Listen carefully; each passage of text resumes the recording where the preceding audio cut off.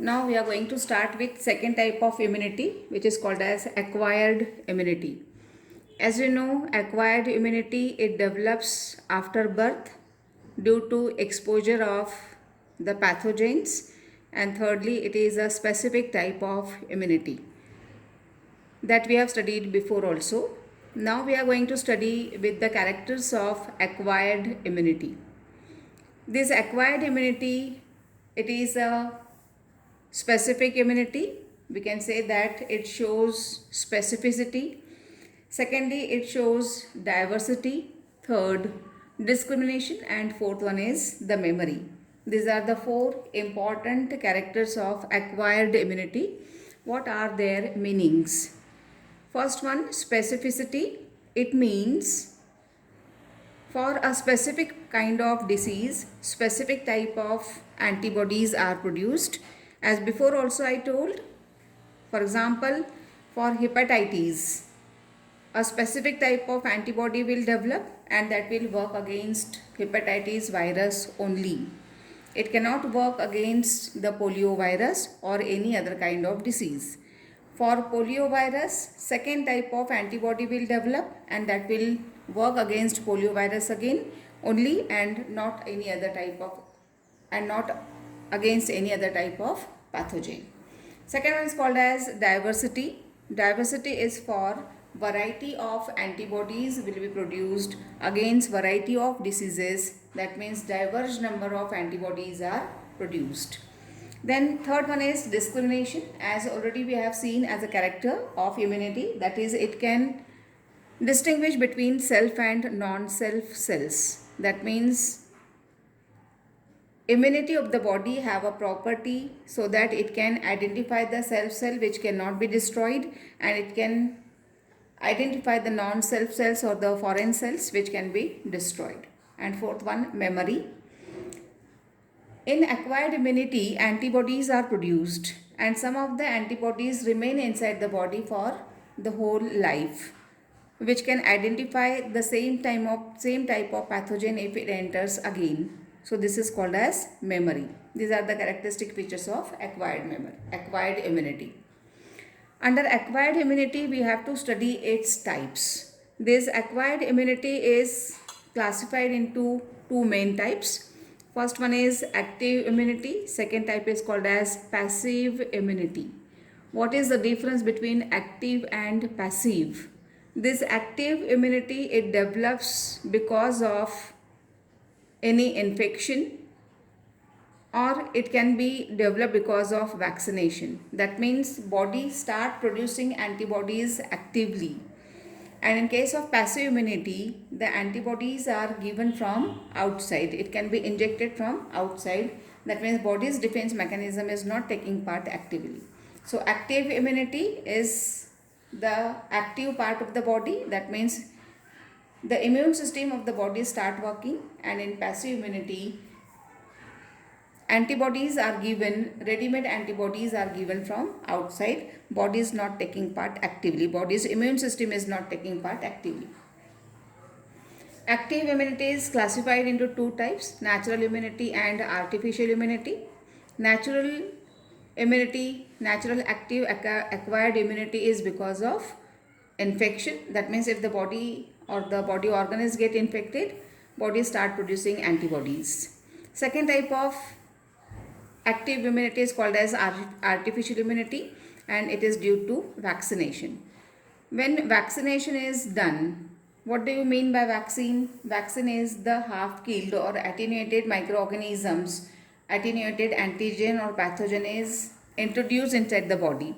So the body's immunity start producing antibodies. So under acquired immunity, its first type is active immunity. Active immunity is divided into two types again under natural and artificial type. Natural immunity develops due to infection and artificial immunity develops due to vaccination. Second type of acquired immunity is called as passive immunity. As already I told, in this type of immunity, body's immune system do not work. Instead, the antibodies are given from the outside. So passive immunity is classified again into natural and artificial type. Natural passive immunity is due to the antibodies which are transferred from mother to fetus, or it can be transferred from mother's milk to the fetus. And artificial passive immunity, in this case, prepared antibodies are given. So this is in short about the types of acquired immunity. Now we will see in detail.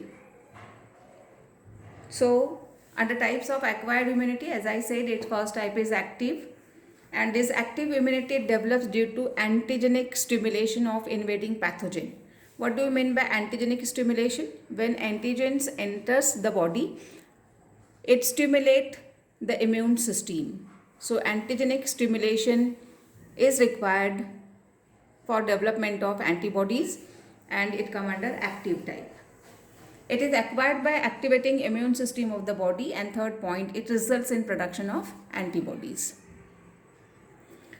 Under types of acquired immunity, as already explained, natural one, it develops due to infection. One of the example is mentioned, measles, and the important characteristic feature is it is a long lasting immunity. Keep in your mind, natural acquired immunity is long lasting type. That means for a longer time period it can work inside the body.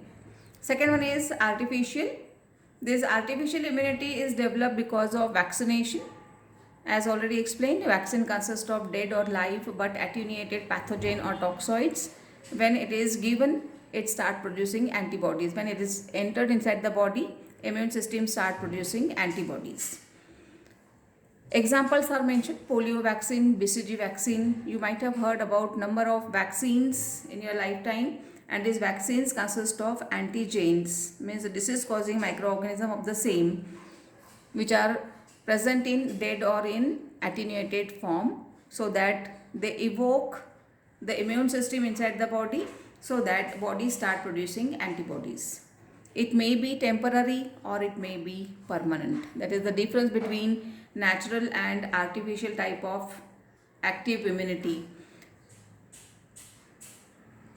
Natural active immunity is long lasting, and artificial active immunity is, it may be temporary or it may be permanent. Second type, passive immunity. It is due to introduction of ready-made antibodies into the body. Again includes two types, natural and artificial. Remember that natural passive immunity is short-lived, only for temporary time period it will work. Example is antibodies transferred from mother to fetus through placenta. It is before birth, and after birth from mother's milk, that is from colostrum, a type of antibody IgA type, it is transferred to the young one. Second one is called as artificial passive immunity. This artificial passive immunity, it develops due to injection of previously prepared antibodies using serum from animals or human. See, serum is collected from the animals, and from this serum antibodies are collected. Actually, in that case, the animals are given that toxoids, so that their body start producing antibodies, and antibodies are collected, and these ready-made antibodies are injected into the body of human. For example, antibodies prepared from hyper-immunized horses are given to human against rabies pathogen. See, in Pimpri area we have Haffkine Institute, and in this Haffkine Institute you might have seen large number of horses are there which are hyper-immunized. Hyper-immunized means what? To them toxoids are given, and because of that toxoids, or because of antigen which are given to them, their body start producing antibodies. These antibodies are collected from the horses, and these are given to the human being for a particular kind of disease. For example, if you want to prepare antibodies against rabies, then rabies virus will be given to that horse. They will become hyper immunized, and from this hyper immunized animal we can collect the antibodies. Okay, so this is for the artificial type of passive immunity. After that, we have to study cells of acquired immunity. Under this cells of acquired immunity, two types of cells are taking part. First one is called as lymphocyte, and second one is called as antigen presenting cells. Regarding lymphocytes, you know that it is a granulocyte type of WBCs. where they are produced. These lymphocytes are produced in bone marrow from stem cells, which are called as hematocytoblast. Last year we have studied about bone marrow. Where this bone marrow is found? It is found in long bones. In the long bones, hollow cavities are there which are filled with a fluid which is called as bone marrow. And this bone marrow consists of some stem cells which are called as hematocytoblast. So, lymphocytes are produced in bone marrow from stem cells which are also called as hematocytoblast. Where these lymphocytes are seen, they are present in liver of fetus and in bone marrow of adults. These lymphocytes, as you know that now they are produced in bone marrow.